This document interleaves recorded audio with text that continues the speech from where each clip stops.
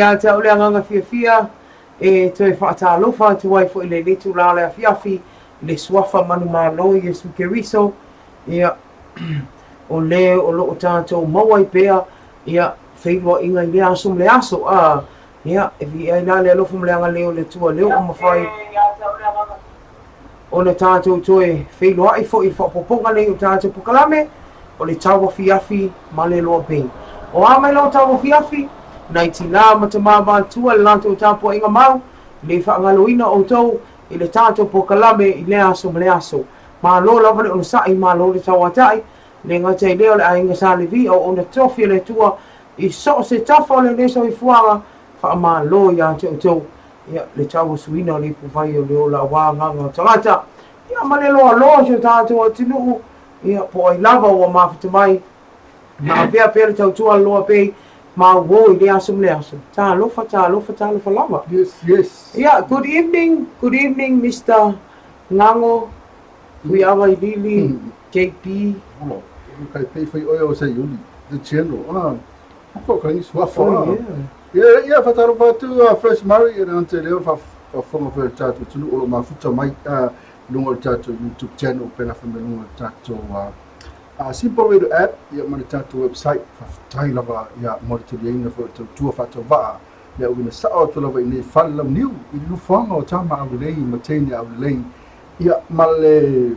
tatu awala le fa le tunu tatu awala pefua e ngate omo masalo a fonga ba nisio tatu malo ya la tu de o la tu yo la tu tu ton wani o le fayo awala tatu tu me sa ni falla new ya omo to wala su o le pefua omo ya matu a fa le tunu e ta vale ya ngate do le pefu ya o vitau ya malitemi o le pessimiste o polisi le a un mise factor ma fu mise o le bo fe vela pif na o le bo fe nei o so ma ise o le ma sa no me fe vele va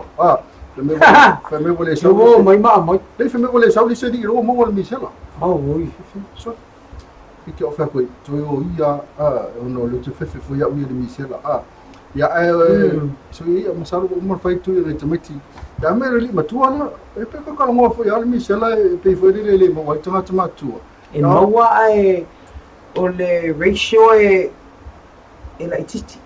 Okay. Le te leo pasene o nai whanau under 5.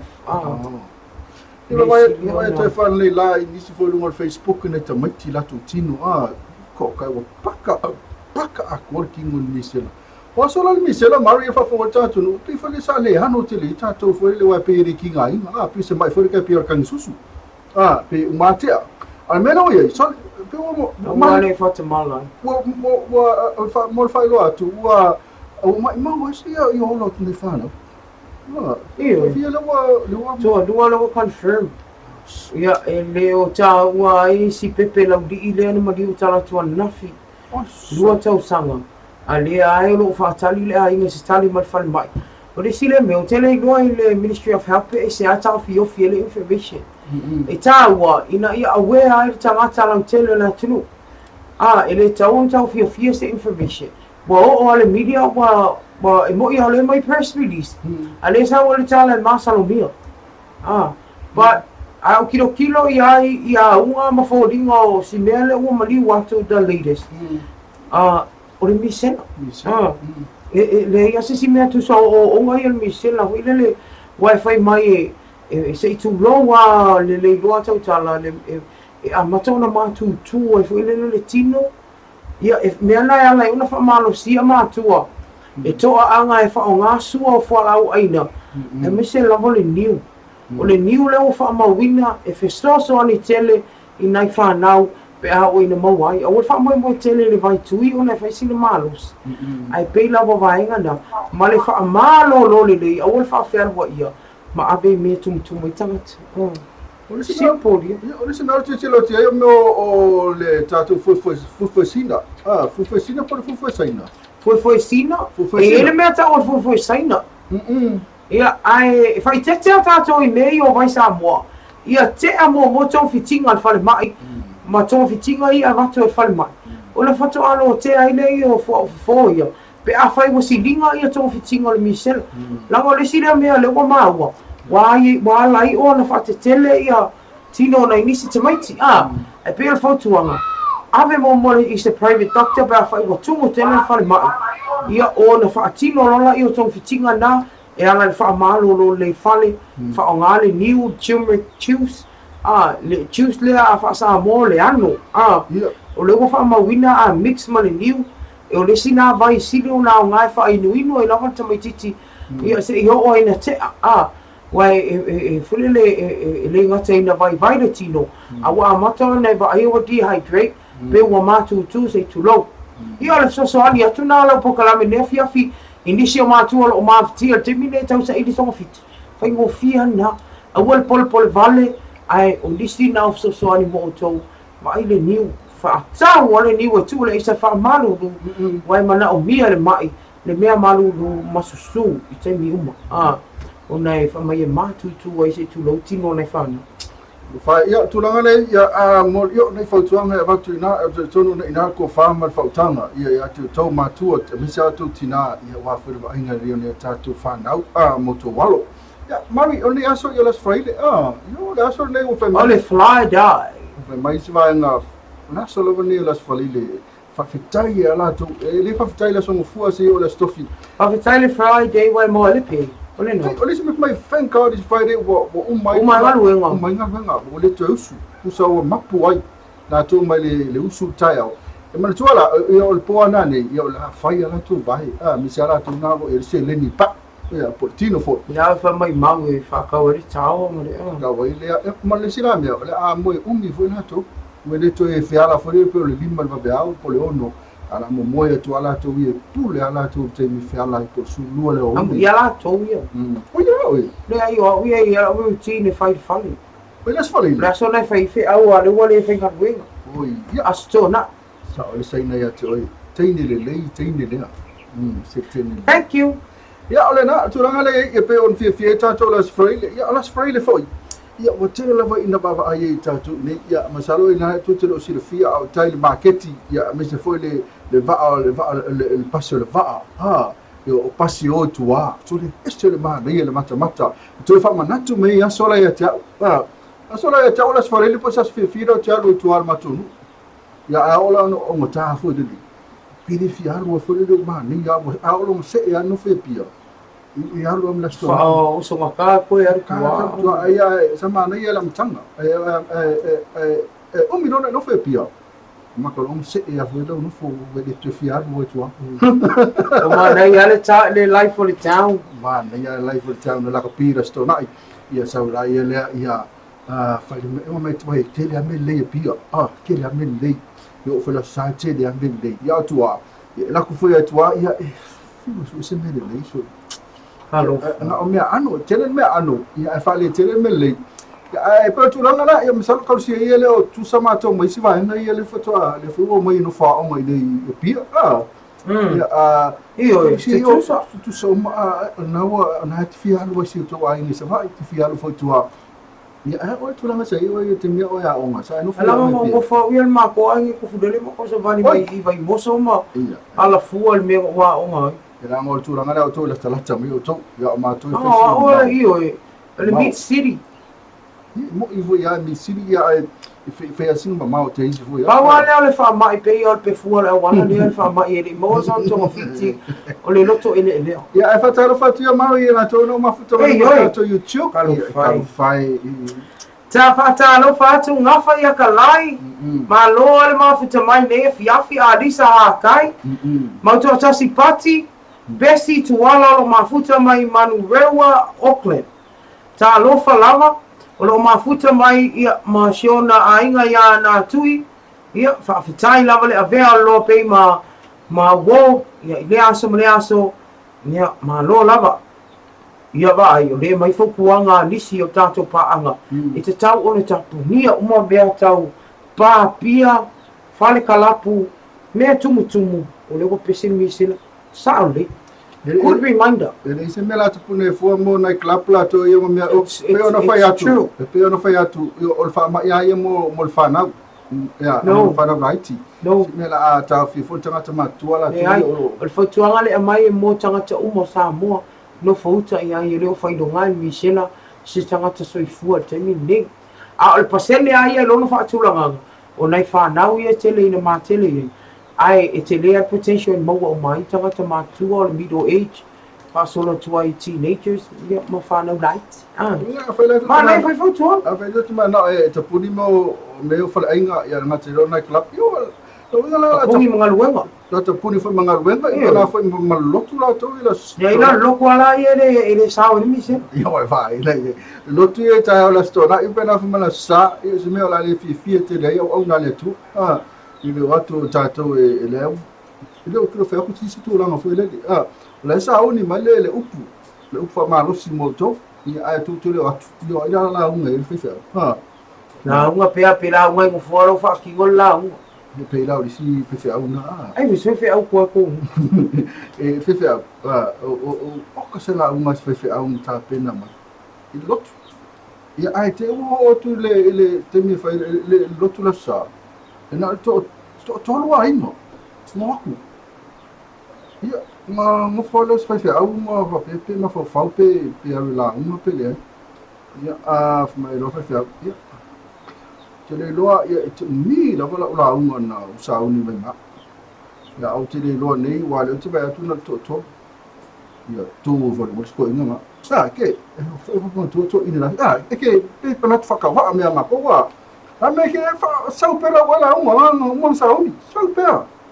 pela wala unga te mi na sa la unga lo fa fi au ia pe ama le voi tu la unga fa fi au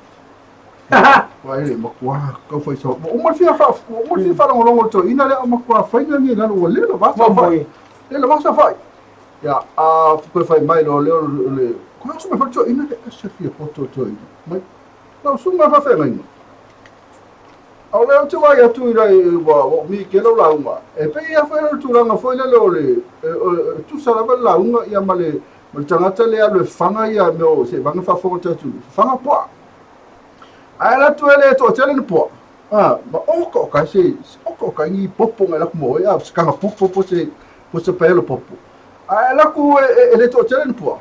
Ia ka ai fo le o popo. O so mo tau ia. Ai la ku o ko ni po. E no kwa so sa aro ye o popo. E tia nga se sila mai ni nga to ma to ni aso sa ma ya nga ka popo. Ni la mo ko fi ai so ai Mo le ma fai ngai yo. Ko le na va de no so me le vi fe. So ala fo me na sa tu fai mai le ya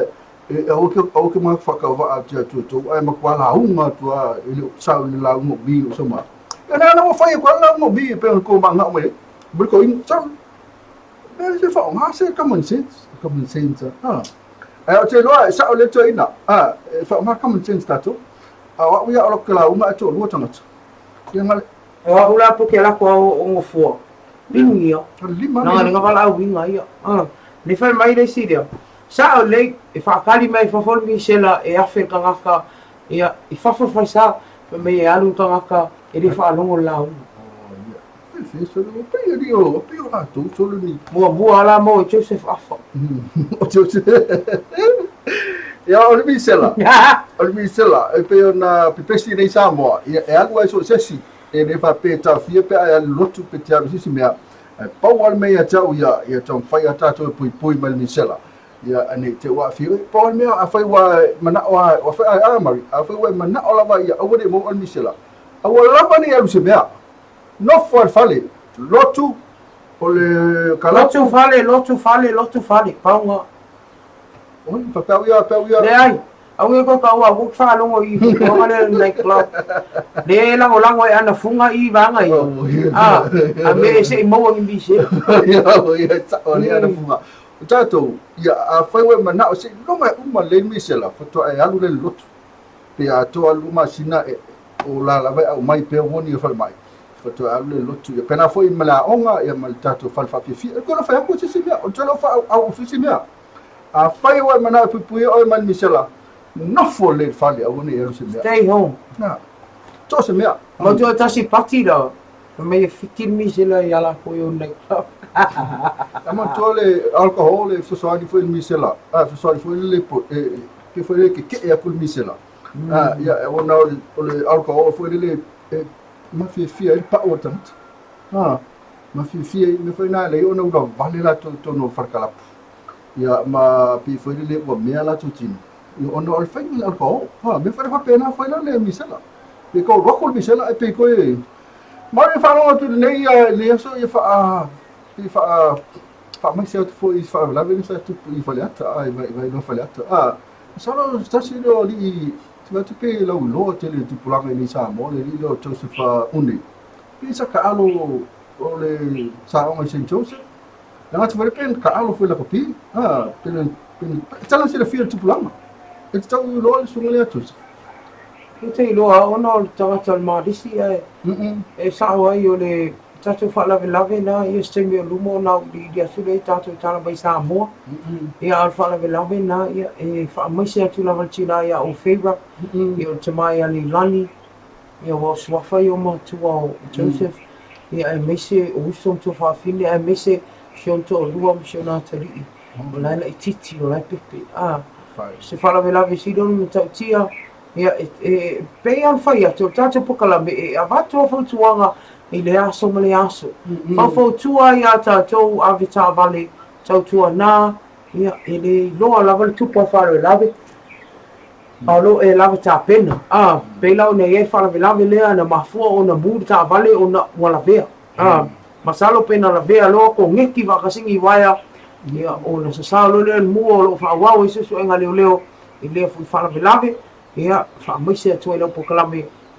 aiga fa'anoanoa aiga fa'amaumavau i ale au sa'une i inā i vaimoso ona o le vala'au a le atua ia po le motusia fa'afuase'i o le mafutaga ia ma le tuagani ia Joseph. Alo ia tulaga lai ai ia ai o leo te vavai atu ia i o le fai mai tom mai malo Murray malo Mr. Hao seki mai launga leanga common sense te ia sa common sense e whaonga au si lali re mafuta mai Utah le ngata ia au si lali ia au si lali ta lo falaga au si lali malanga o mafuta mai Utah America Johnny longo ia tauti ta lo falaga Johnny Paulo Sefofua ia olitia faleao ia malau kamalo tam ia malakuku wafinge ona funga lai au anga funga ia ela e sa ona funga o tulaga quasi se ma o dio ale lai se me sa o le mele sa tupu fa le vele mari tasi alta vale no vea ele vea lista vale si ska vale no in volai le ia tasi alta vale na tasi alta vale before ringa mai tasi le tai aona po tasi fa vea ona sa le vea alta vale ia masalo ai o stamina mo foi ta faunga mai night club mi pena ia ngai masa salonga ia e pere sulanga na ba ai o tie o so vai atu fe se ka vidi me lo telefonia e se ma lo so lo laptop le wa ma lo si mai o ka vidi o ka sia ia o ngai ka vidi mo moku te milan nei ia fa malulu to le la ta o se malulu foi mai fa foi talonga ina nei te o moto ri o tua tatu tala mai Samoa pe ta tali mai ai ia ma vatu e foi fa talo foi nei company business ia ai me se family anga so for mas fanau tu atu la no nei tu ina mai eso family anga ia o a so for mas fanau ia inga mo ia o lo fa fonga mai a we tell ese o le malo longa mo nei ta te pukalami tell mai fa fonga family anga so for mas fanau ta tu tala ta longa mai ai lai ngali mani masino no ve mai aperi lai ta sanga sai tasi e lima vaenga o vai nai le malosi o fa vaenga mua e ono lolo vai no fuanga mo lalo e ono ngoi ai la au fale ngai ne so mani vaenga o fale e ono mo tsi ai wa e tisi mai fa fenga ona sabali sabili malosi e tulanga la matia no fuanga tu la tal sami mai ngalu malosi vaenga lua e fatsele ina lol vai no fuanga mo lalo fatsi ai man malosi sabili mamtangi ono lam tsi ai se vaenga la tele da tunu vaenga tolu mo lunga tu langa la matia le malosi sabili mamtangi ma e matua ia fi ai no fuanga mo lalo ono lo longa e ono fe avea ai sabili malosi le otota e ono afi ai le soi fuam leola e ono fale anga ina ai tawa lunga fale ma fulfulin pa u wai la au vaenga fa te tele lo longa no fuanga mo lalo mo lunga tu langa mtau tio matangi msabili malosi e ono fale anga ina ai fale mo tsia ele tise ma e matua i le sangwa le mu mo feo i fafo vaenga lima e matua i tu nga le afianga mo lau tele mana tua a tupu se matangi a fa ia no fauta i taimi uma ma ia maua perso ta inga mo le tala le tau mai le official va ai tau mo le tila fia a wala ta inga mfa ai loilo pui le leilo fale ma teu malu me teo tino e ono le lea i taimi o matangi malosi sauni se ato mo me teo tino mo fa lavelave fa fuasei e ao i lau a inga ono nofo i va inga malosi o tau fale ia mata i tu i au wala tu fai o la taane il fale tu sa pe a e lua ua te atu le fa no nofo pe i tono il fale te ia fa mautu mai le official va e tau e tā ua lo malama lelei ia inga matulanga manaumia mo le whao ina atu le ele tise i lo maota po le bisinisi. Ora tus, kui kia umaro Oma, kau yang lagi kisah. Oi dah buat apa? Wai dah fai modi fai lesen. Ifa pe fe kai wai so sisi ngame. Iya. Kau fai modi fai long lesen ifa kang ala kula fong le tisi. Kau sa ninga pe big kau ben kau kisi. Okay. O me fui pe. No payment, no power, brother. Monisi fam talanga vala au mai leono 55 o leono 55 fafitu.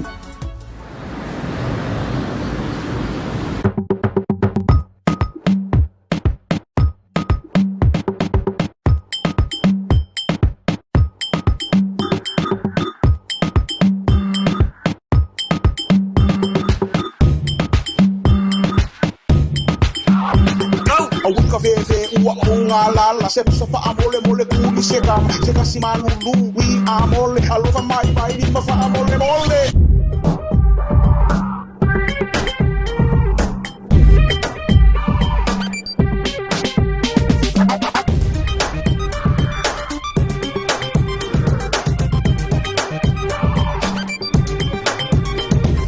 Kani mai se chaika kani mai se Coca-Cola kani mai rasta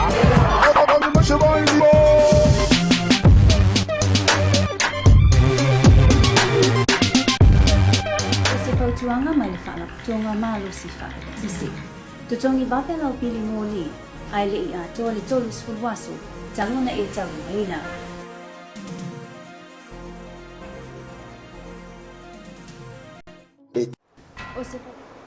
Ia, fia to e whaatalo whaatu taliu mai ia o le tātou pokalame ia e pe o nei nea fia tau fia maloa pei whamaloi e la tō leo whito a maua tātou whasalaunga ia a e fia whalau i la tō leo mōlu so ta inga ma tō ngane ia iulai ngale o le sui o le tātou nanga e ala fo i sina li poti ia o tala i ta alonga e pe o nei e whainga niwa iaso whaatalo whaatu iulai malole o le sai ia i le nei fo i as wharaile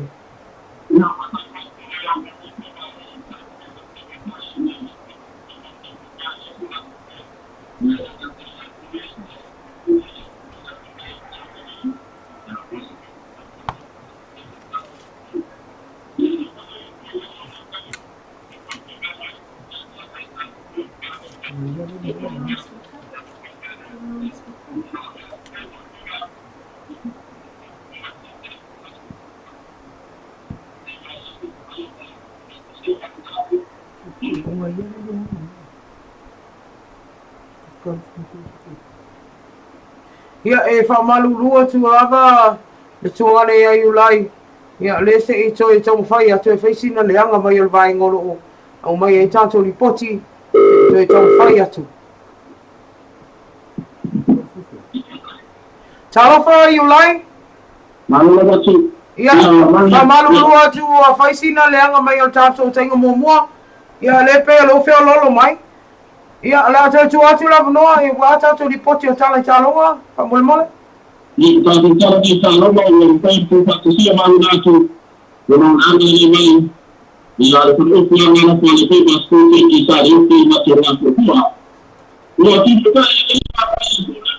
ike te roto nipe. Ni te kana ta ni elu la timu ni a manu pia ni. Ila i tipu ai tala pu i kai tala pu. E se pia nipe.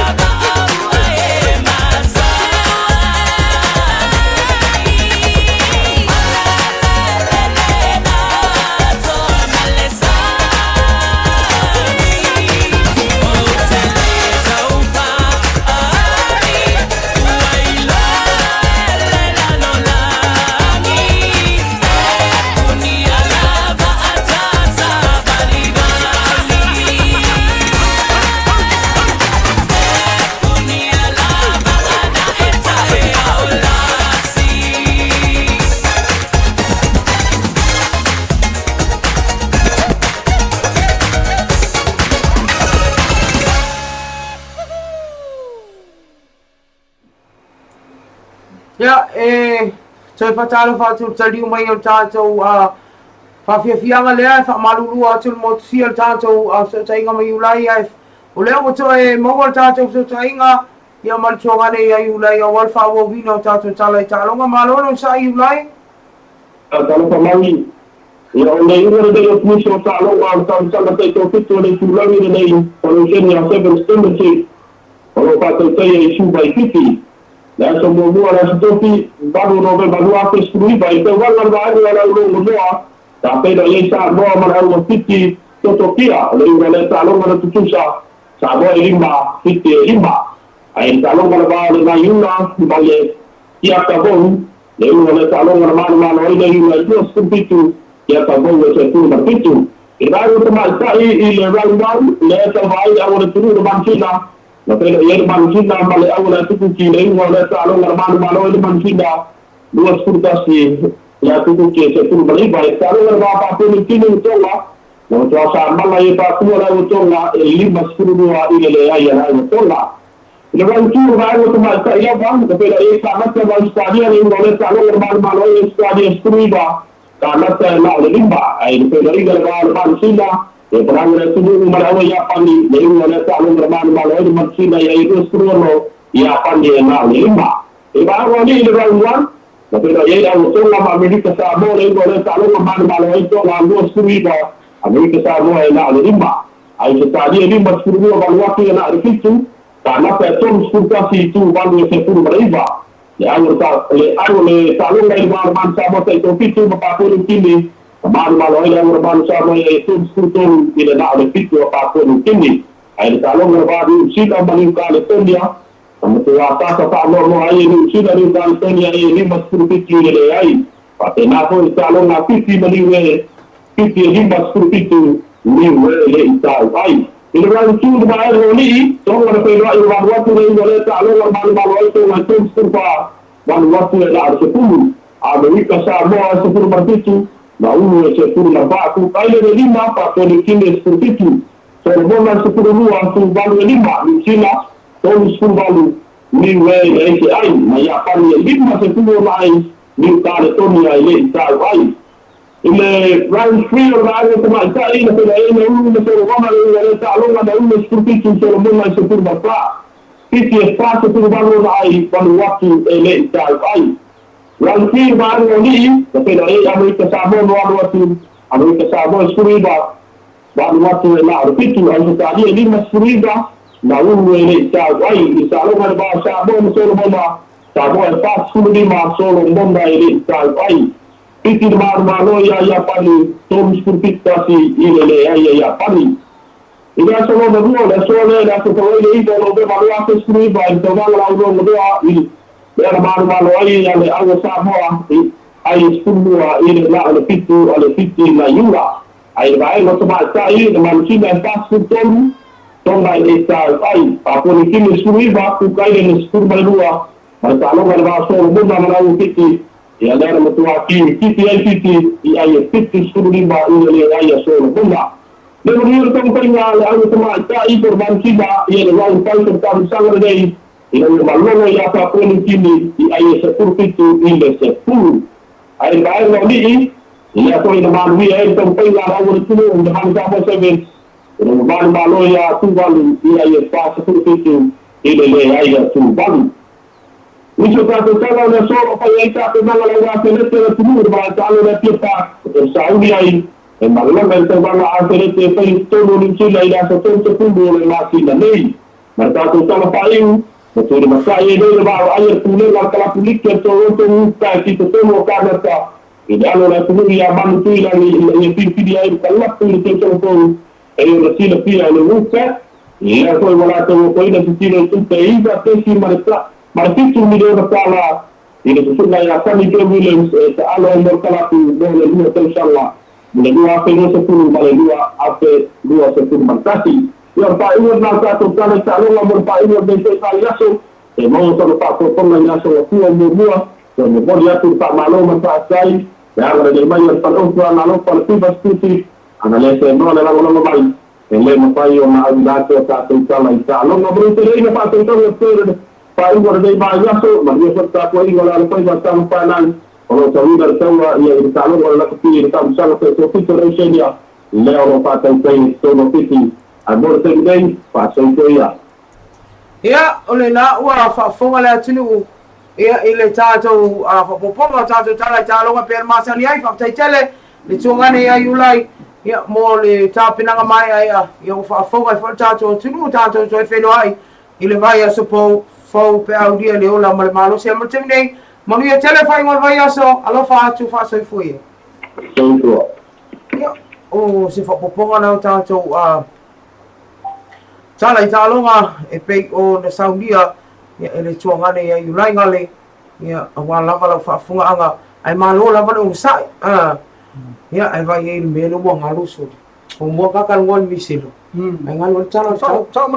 Tau manatua le memory a. ia ele vale makua ngo kango a whainga le fukunga i wai e whapenga ha e sui a whainga tu mau wha Tau manatua ia e whaia ua bangalo. sai makua ele le alo Nei, le ngalo tala, so manatua a wana ngalo. Whangalo a, ai makir wo wo mai hi ona ngalo Wana le o yese sponsor. E a peo la yese sponsor. O te ia ame pea alo whapea nei tangata le vai atu a mata sa viri mai wau isi e popo le a sa viri mai whapea tala nei o tau nu mai la fia finei o au se so sa viri o tua loa nga i mta o polo alo ufti ai pesa a moa mo o polo vaenga matu i sifo whare whapia manono ho nei ele nei tau whanganai nai timu ai mo se sae sau te sifo ale pata sa fata si umu le whanga e awa oi nisi o temi timu pua te uva vasoro ai mo se vai vaenga se sae matu i sae sa le longa nga i sa le aula e le leire tau whanganai nai timu po na nei matu i sifo a vaa sau fale alupo e uftia se vaenga langi au nai timu mo pa launi lata nga i ne iafu e awa oi nisi o temi ma timu pupu e te uva vasoro ai ai mole aso atoa tae au mo polu mo se vai o le a oa mana i timo te uva vasolo ai nisi o taimi. Ia o se va ingana tātou tala tau, whaktai lo fisa vai tau, mo ngaluenga mai ai a, o lo o tuina mai e pea, ia nisi o vai inga tau on sila fia, ia e si o tātou atinu e mese lava, na i o tātou tangata i samoni, po feo anga i e tau e mese vai tau nei o a whaama po tangi. E le lei ala lo pipi i pea vai inga le o fisa vai tau, a wane e tau mau. Malo, taila mo tatu tau, mana tolo sa idea pes tatu company specialisi e ala tu sponsorina le tatu talo le tau, ia ai ma mia tele tau an fai lo le tatu tunu tulanga e le tatu tau ni sa mo. A fatala fa tia manu le ko, le ma futa mai. Tas fu mai tatu stala ina i sila, mai ia fa taila wa manu le ko mo le feedback, fa mai le masala mo na tu o li pote you like ya sa o le ya after lo man le ko mo tatu feedback ya na after fa ma futa mai ya te mai ta ya man le ko o tatu sometimes alisa kai ne fa mai o le way Perth ya o le fatalo fa ya man le tala foi amica sala yete mai afiaf manu mi tanga mareta ma lo tu atunu ni afiafi ya after e pio sefo ma lo lava so fu ne afiafi ate ole uso alo fotele ate oi male ainga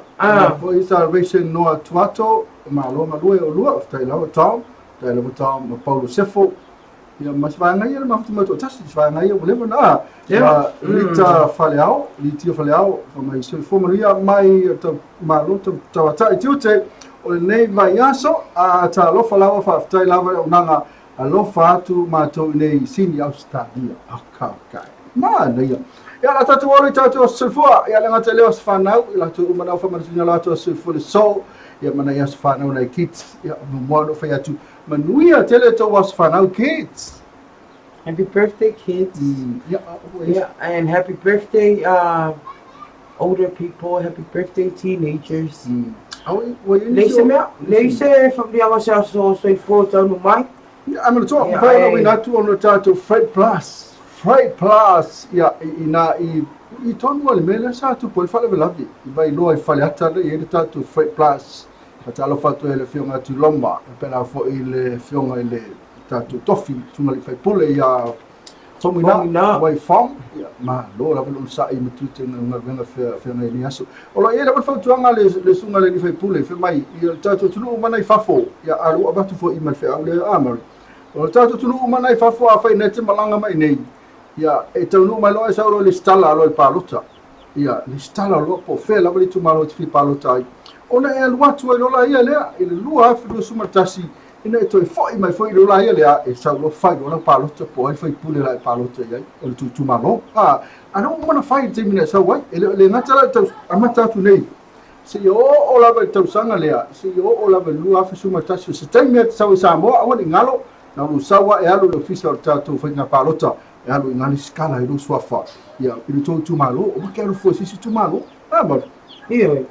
e na o mana mai o io me o na fa tu langa tu la fo nga palo le te ia se fisasi ai le o fa solo le ia fi o me tu malo pe on fa tati ma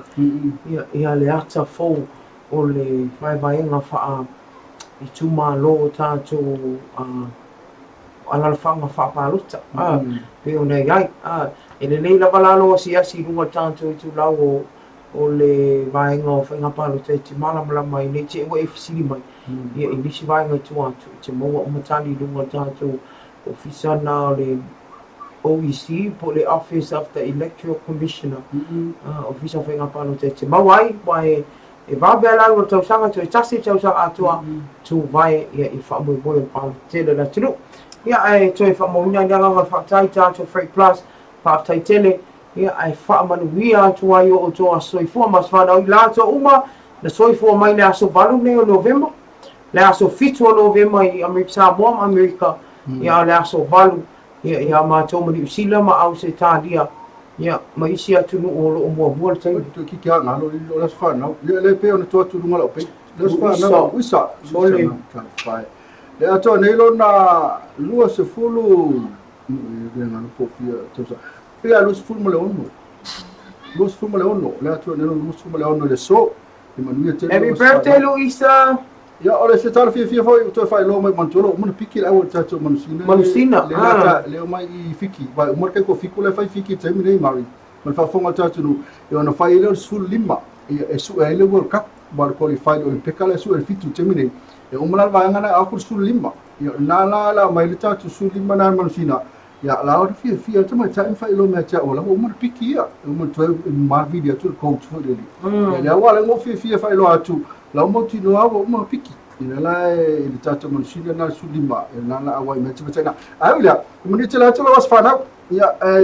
le ni me alofa ya ba mi ka si o fa kai wo dia la tsa ma tsa le ia se me alofa sili lo le au dia mo le fa popo ni sa usanga le talo foi le al popolame e o tau fi mo oe e o lo fa mo tuina lo so fu le sa me alofa au e te popole fa fetai le atua mo na tau usanga fa popo ya te oe o le mea no fasili na sa le ia a si le ma futa mai ia epi no se fa mai ta lo fa mari fa pe mista ngango lo fatu ia mamika so la yete mai am le mai oi mari si so fa se o tomata so ko se ko fa so le se no atu ato fa mai ma lo fa tai manino le mai mo atu nei Wellingtone so fa ka ko ma o ni me so le e pe o melo lo malanga to mari me o I ne problemi fa na maka mai o lua I o I te naki alma mau le mea so le ai au le ai o tu mai tu tonu o me o tonga vao me o mauma ai maka le mai so fica fora le ai ele me cinco le advantage nga le tato fa o le au nanga le YouTube wai mo ia live stream e te me algo mo sia ai tato YouTube ia fa tai nei me o fai pala langi o au wala so ta inga fa o po nei le mfai tato mau apea ia le nei fo I lao e tato te mafuta ai ia o te iloa ia o te mine o le afatalo fatu tala fatu tala foa le ua fatalo fatu le tau mai no sa fi halo me alfa kamalo sa ua I manto me o tato ngai mafuta mai mari ese mo me mai lato mai si wila mai si taxi mai si pasi mai foi si va lo tonu mai va al sunga to le foa manuia tele le tuta ya to ro mari Mr. Ngango ma na ia le polo kalami na ma tu o le uma ma na le polo kalami ono le fa te dele ele va tu tato news talo news mena tupu Samoa fe sole ka kai me ke ofo eu lo to mutu holele kalo gi me tupu fa pe kalo file ma to to no ora no to tupu ene me fa pe ele la fonga na to myself fresh Murray na news malava ya wala fa funga ang bro sila lo sila fia ko fe la va se me na tino fo me ma futa mai ia o te irola alu sina malolong pupu la valeo tali mai no fa fonga I tātou news ma fa solo te no fai unga tātou pukala me ne fia malolo sai malolo tawa ta tātou atinu ai mese na I tātou paanga Maria ta special mo ila to from the to so sina pese mo na mo ila to lo fa mala tina so fo mas fa na wele ubi e ona tali mai le fa fonga ia tātou tala pe sa mo pe un tali mai tote Manutua tātou Freight Plus ina ile 1 par 14 900 score na Istamaki ina I papatoe ia mo fa moli mo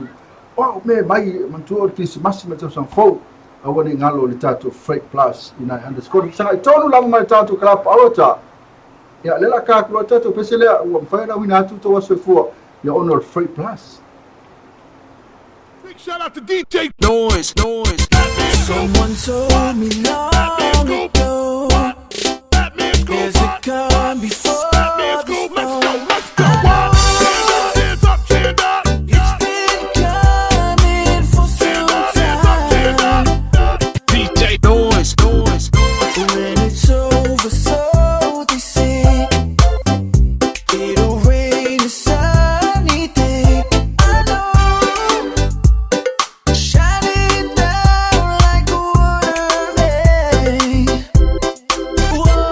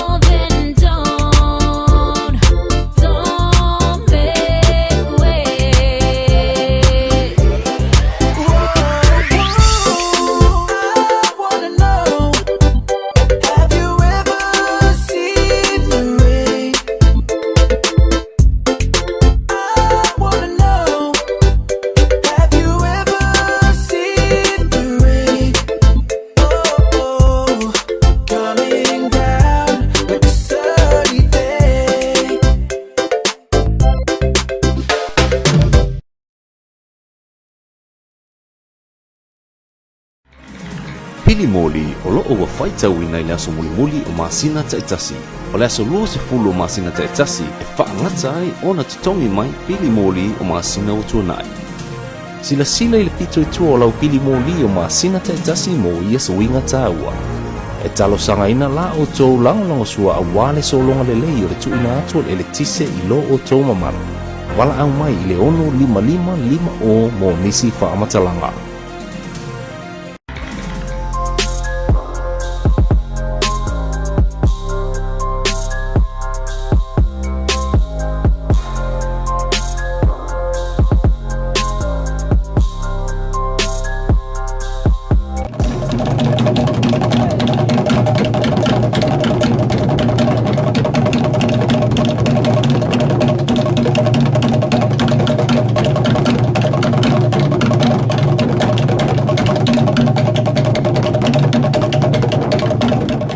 Fia le ngaga i tau whaatalo whātu taliu mai o tātou pakalame neo tau fiafi malobe ai usi mai lola o whaafonga us whapoponga neo tātou tala mai Samoa.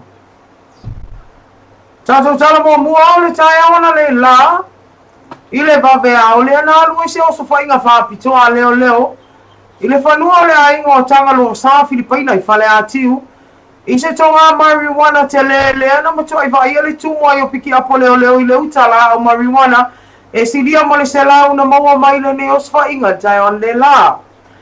O le neos whainga na fuaina le afia o le komisina o leo ai mai se o nisi o leo silia mo le sela na mawhaiana la tau whaatino ina tai on le la le vaveao i lalo au vai maua mo le whanua le ainga leo tanga lo Sā Filipaina i le afia o ngā whale atiu le ala toi maua o mamai ai e le ngata i la o lau mamango o sikareti o mai o na tā ai o lau mamango o mai o na foio ma fatu marijuana ma ua wha mawina o ni marijuana pito i tele lea talu o na whaia ni o sfa inga leo mi tā upu tau marijuana i li puti atu e pe o sila fia le au wha fonga o le nei a inga o tele o la te o tangata o whale pui ma o mausa i fua o na o soli ngā tu la whono lava nei o la au wha sa ina o le marijuana ma le umia au penga malosi po la au malosi leo no solo a to ai nisi o le a inga ia e pei fo i o tangalo Sā. O le teimi nei a leo mawhai o na whaamaunia mai leo pe to a fia nisi o tangata o le a inga lea ma nisi fo i o le a fia anga o tau fia mai i nei to ngala au marijuana o no lo o whaawawina pe iai su e nga whaapitoa le matanga luenga. Nisi o tala lo whaawawina su e nga leo isi whala me lawe tau tā wale vavea o le la ai le vao le tasi le lua i le vavea le ana a fia ai ma umai se le ana a fia umai se ta vale o le tua ingo le get e lanu pai se malaia mamaliu ai se ali i talavou. Ua whamaunia mai leo e to alua ni ali ina malanga i le nei ta vale pe o na mu tonu lava i le vaenga o lo i ele company a le West End i vai loa whaleata. O le te minei o lo tau whaaloalo le se ali i talavou no malau whaatasi ma Joseph une o le ali i leo o maliu i le nei ta vale le whapea sala vea i vai loa ma a fia i loa i se malaia. O se whala vea e whaftai e nisi le mori mawina o le solo o le nei malaia po le afi ma a fia i whale mpisi nisi na lata ane i ai i le vaenga ni tūla i mai ai. E leo mwhaiona mau mai se au i liringa ato i leo le mafua anga le mua le nei ta vale ma se tūlanga wo i aisi a li tala vau le alo o tau fitia pea o na o madu anga mai le nei mu. Inisi o wha mai se ngā wō maa inga i runga le i tūla o le Facebook le li le nei o Joseph o lo wha lia ai le wha te ia i la tau a wā ne tala noa i le poa na po ai o lea o tau atu o mali o le vavea o le la. O Joseph e whai si o na to lua ma si o na tali e to tasi le ana wa ialo na tu uina i runga o videos o si o na tali i pepe i le vaveao ai le i tupu le whaalawe ma mau mawai loa lunga so i fua. E a vato e wha mai senga tala mai Samoa i le ainga ai mise o mātua le tau le Joseph une o na o le motu sia whafo se i o le mawhtanga e pei o na iai le ne lalo langi. O tau tau pō nene ma tau whasanga i te tasi o di i longa o le tau longa le laka pita i tua fitu i asi o si aso folau. Mo le lawina o lona i unga i le aso ka fōle vai as fōu.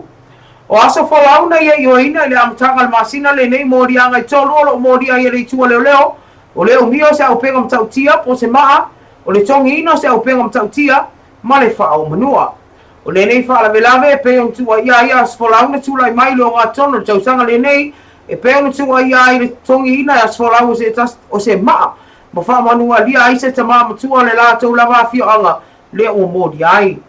O lo wha talia fo i le a fio ngal wha amsino i a pule ai Emperor's Roma ia le talia le tua leo leo e ala tal sanga lo ia asfolau ia afa masanga mai ko son lole ina ia solo fua e no mas wha salanga. Discharged without conviction ia le mata o pa sanga ia asfolau ona e tau ona tanga i le taleni la kapia lo i le nei alo Samoa ai me se lava i le au tai to fitu ma o ia le tele in fifiria tele o vai tami sanga le nei lea e leo toi umi ona toi a matalia fo i lea o le vai asfo e lo ai se tali o le tua le leo tu so le nei talo sanga pe on tuina atu e le lo ia le ali i o asfolau. O le aori nei le ala matai na ile ilo ilonga fa msinong fa asanga i sama itai sa avea mo mta itai leo li to ese itafa ingata leo lo tua ia le morianga itasi o ngoia o vea mta te whenga luenga o ia leo Hilda Moelase pe ono udua i mori mau ai le sa avea mko sina ko me sina fa le pui tau sanga na tua ia na tula i maile nei soli ngā tula fono ia tai to sawa Edward Winterstein ma ia fa mauni ai o Hilda lava lea na whaatonua le ave se ina mai o pusa e leni. Po o pauna pango tāta mai tai ave whaatau e au mai e se pusa askulini. Mo lea whainga luenga. O le isia mori maua le sua a Douglas Aferete o ia lea na nafa ma le pusa o whaasea. Ma tālo sanga pango tā. Ma o ia ilo ina ma tāri tālo sanga pango tā. Pe a whape e mawhai. Ai ale ai. Wa ave uma whaasea ma tālo sanga mai pango tā nga i komisina o to e se e na te ngafa tauri maina. Na mori maua le sunga ia Aferete whapea o ia na tau atu iai le tusi mai se tasi o pango tāta mai tai e suafa ia Violeti Star Wars e whaasea ai le lavo me ai e pango tāta mai tai.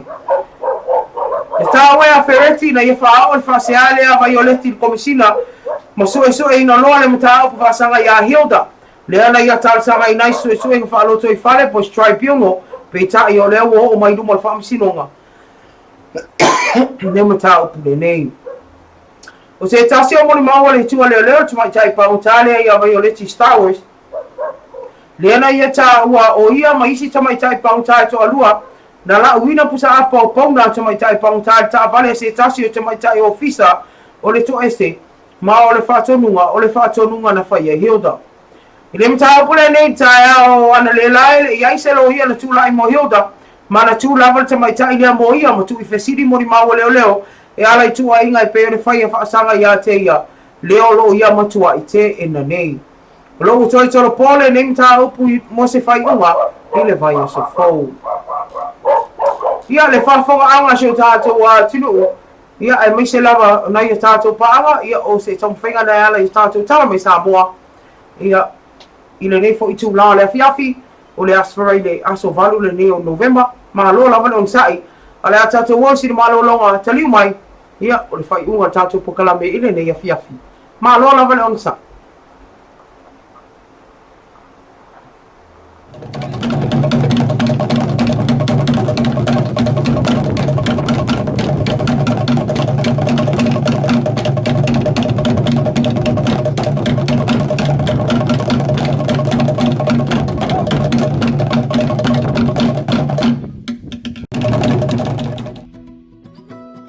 Kids, go look for your mom.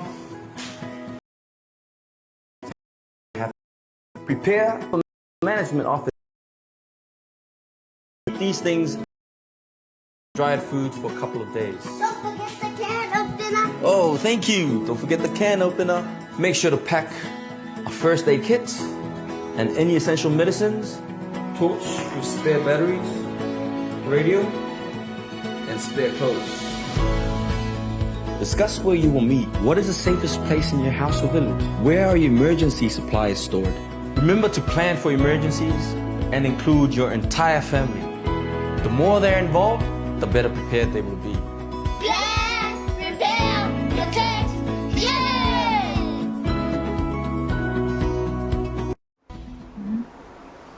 Ja, e fia e toi whatalo whantu taliu mai vang whai uni e tātou pokalame i le ni tu la le fia e le i whanga solo te vang whai u. Ia e whatalo whati a Reginald Warren lo mafuta mai Sydney ia maulo o kuka ina ne Italian ne ngo le fale ia mafafonga mai pokalame malola vale on sai ia au silali mika solaiete malola ia joto le foa ia mina to male mafuta mai malola on sai ia ne tula ia e peon fa ia tu analise no tato pisi company ile mfayum tato mafuta fatalo fatuai malusi anga tau el tise pol pulenga malusi anga tau el tise le PC fa tele mo le lango mo le tua le ona nga le PC a le se noa ele se ele tise tono Samoa e Michel lato fo tua pe ia va aisha u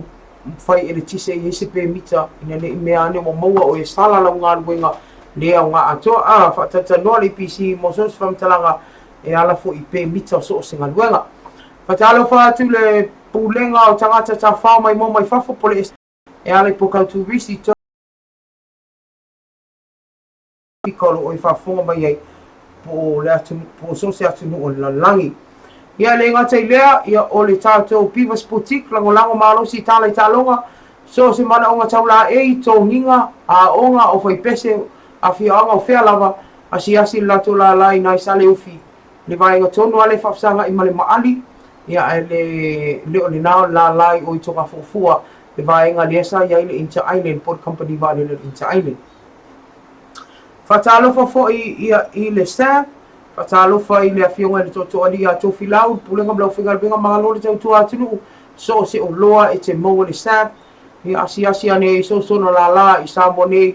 ia le ngata i le o tutuila o aukilani ia o lo o atu ia i le o nanga le sa moi longa i tono le atunu ulan tautua i o loa sili o le pa'u tau o fie. E ngata i lea o tātou Freight Plus e pe on whai atu o lango tātou whambianga soifua mas whanau ma aise whamomoli mo na i o ainga samone atu si o lo i lunga le tātou page o le Freight Plus ia i lunga le Facebook page. Ia o nisi na o tātou company ia male vai lima e le whangaloina le pia lo ula vātunu ia lo i e lātou promotion na ia fa pe o HVF la vai tau mafale pia va aire ta puni alo vai lima lo ye ta to promotion na amata mai la lima ta la se yo se la ta la fa muni ina ia e pe ona o mai e fu la to promotion na o anga tu ia mo le fa mna tu na HVF ni sina ta to company pisinisi ia ele fa ngalo ina yo fa yo na lof mai ia wala va ta to pukalame pe se vai pa o ele se na o matua fie la ngati ta to news pena foi ia le tatu fatalofa ma le tatu fala lo fo me fa malo le tatu company sinisi na pay on la fasala uni le tatu le tatu STA na we ya na atu langa o fala ma le news ya o se news te le lo vale no fala me ina wa mau leo ya se tasi fo fa inga ina le tatu to ma wana ina frati you can ku ya fo no matunu ya sola ia wa mangkoko inga na so i lua te la to ni mi ma wanga e po as me sko inga o le lo se po angi me wa ta watu isma tai o le tato tu pulanga po tau le al tatu wa makua maka kia le mele o e marwanga ma le lo marwanga o le foi wa tanu mai ruma ia mo le mal o le foi to to marwanga e fa ba mo taro mo fatuanga Isko ingala yo makua po si mel vau fulu.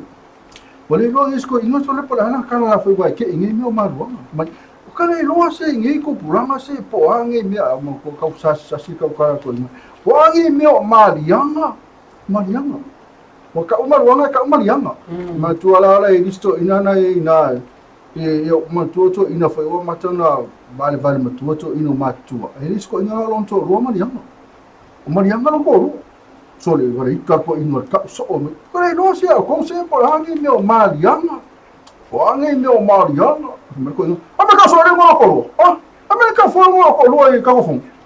ne fa pe ai ka fa o ni se ko le non ko ale sa sil ka la stoina e no ta o ma wanga mai se ko le ro se le ka ko mo po hangi me o marianga na o ko ka marianga sa mo ne aso o ka gi marianga sa mo ni aso ya mo la fa maro de maro la leo ya o si vale fe o tolo pulo i nai malo ele fringo fie Ia, o mea ia raid e te le se te mi tā pena ai wha malo komisina o leo le fionga ia fui awa ilili i ke kaio ai mai se o lana taita inga o leo mawhai ai o le whātaunu ina mantua o le wha alua i lea na mawhai o na o leo swa inga i o tano o na komisina ia fui awa este mai i tau mawhainga sa tau whai e le fionga ia lilo mai awa fau tai o alo e peo na tu malo ia e momoli ele anga ngal whaftai ia o na o le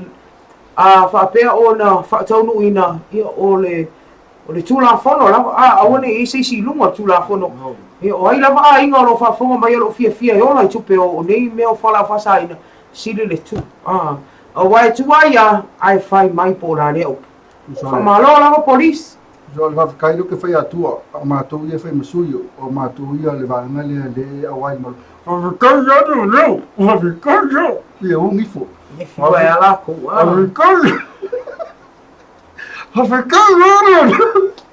e o que ia pe ugi fora de leo ia o sai tato e fe ia o iPhone ngi ia iPhone ngo tanga le spy se lo vite ni no spy ni na piki po le iPhone ngo vai ngale spy vo de le hota o mea na ia ma na ia Mana ia le ola i tupe le aforo moa ulu i meo whaile le anga mea na o te ola i tupe o whala o whasa ino le anga salan mea na whamalo, whatalo wha te a Queen Bella Collins ia o mafuta mai fo i nea fiafi malo lava o te iloa po sisi ala ingo si o Collins ona lefa mai ia o fia lava toi moa le avanua mafuta mai tātou pukalame ia o te iloa ia o le sunga ia Sio Collins ia po se Sio Laingo Sio Collins whatala whatinea fiaf ia awa whaalava i molo o toho ia le whawhungaanga le atinu o le asenga ngana ua le tauta mali i lau whaafonga ia masala i tātou whasalonga le mali tātou IPC ia le la atu te mate o mari ia toi abina atu ia peo se Pesta sa vole pa se mea pe fa silanga foi le ia ole a fa pe ona le ola le tatu e tise inisi foi o fio anga e pena foi ma